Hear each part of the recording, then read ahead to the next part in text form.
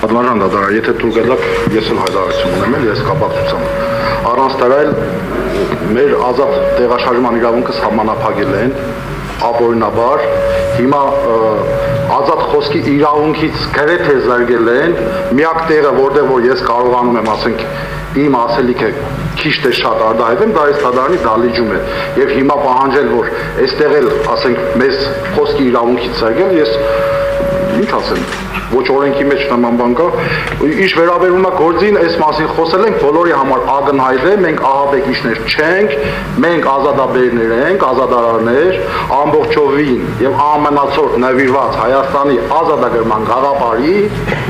եւ ուշ թե շուտ վստահաբար ասում եմ, Աստծո ողորմածությամբ եւ օրհնությամբ մենք լուծելու ենք մեր առջեւ դրված խնդիրը եւ ոչ միայն արդարությունն ենք վերականգնելու, այլև ազատագրելու ենք մեր հայրենիքը։ Ինչի մասին է խոսքը։ Շնորհակալ եմ։